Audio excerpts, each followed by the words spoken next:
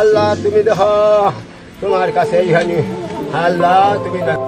এরা নাকি মানুষ? এরা কোন অ্যাঙ্গেলে মানুষ আজকে আমার জানার ইচ্ছা হয়।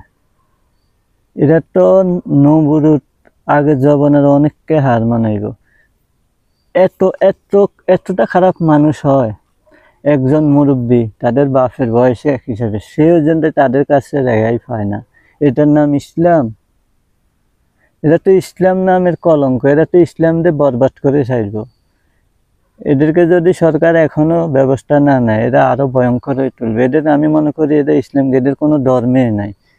কেননা যদি ইসলাম ধর্ম বলেন, ইসলাম ধর্মে এমন কোথায়ও লেখা নাই কারো করে হস্তাস্ত করা, কারো নিজের ব্যক্তিত্ব স্বাধীনতা কেড়ে নেওয়া। এরা তো একজন মানুষদের খোদ ব্যক্তিত্ব স্বাধীনতা কেড়ে নিচ্ছে।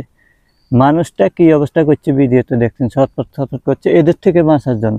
তাহলে একজন মুসলমানও আর এক মুসলমানের থেকে বাঁচার জন্য ছটফট করে, তাহলে আমরা কত নিচে চলে গেছি।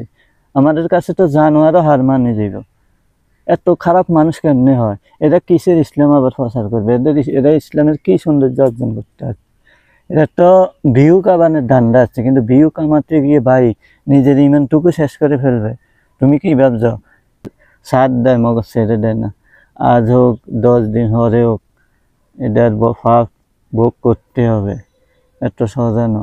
যদি ওখানে কোনো আল্লাহর ওলি সত্যি পড়ে যায় তাহলে তো শেষ। তুই কি ভাবছো মরে গেছো, কাহিনী শেষ, দুনিয়াতে ভোগ করাই চাইব। আর তোরা জিজ্ঞেস করছি কিন্তু একটা জানোয়ার, যে জানোয়ারের অন্তত কলসা খাম, তোদের তো কলসাও খাম না। তোরা তো কিসের জানোয়ার? তোর তো আসছে ভয়ঙ্কর জানোয়ারকে সারি চলে গেছে। মানুষ হয়ে এত এত বড় খারাপ মানুষ আর লাইফের দেয়। আমি শিওর আল্লাহ কারো একা নয়, এটা মনে রাখিস। সকল সৃষ্টি আল্লাহর। কোন রকম যদি মুরব্বীর কথা আল্লাহ কবুল করে নেয়, খোদার কসম ধ্বংস হয়ে যাবে তোরা। আজ হোক কাল হোক ধ্বংস হয়ে যাবে। কারণ যে যত বেশি উচ্চাট হয় সে তত বেশি ধ্বংস হয়। তোদের ভিডিওতে আবার দেখে অনেকে কমেন্ট করে, হ্যাঁ ঠিক করেছ, এই দে ঠিক, ঠিক না রে ঠিক না, বুঝবি সময় মতো, একটু দেরি হয়ে যাবে। আরে যখন বুঝবি তখন আর কিছু করার থাকতো না। আবার অনেকে তো দেখি যে এদেরকে নিন্দা জানায়, যারা নিন্দা জানায় তাদেরকে সেলত। আসলে তো নিন্দা। আমি একজন মুসলমান হয়ে আমার কাছে একজন মানুষ নিরাপদ নয়, তার ব্যক্তিগত স্বাধীনতার উপর আমি হরণ করি, তাহলে আমি কিসের মুসলমান দাবি করি? আমি তো মুসলমান নামদারি করে ভণ্ডামি করতেছি, মুসলমানের বদনাম করতেছি। আমি মুসলমান হলে তো সে আমার কাছে আশ্রয় পাইবে। সে যতই খারাপ হোক সে আমার কাছে আশ্রয় পাওয়ার কথা। তাকে আমি সুফতে আনার কথা।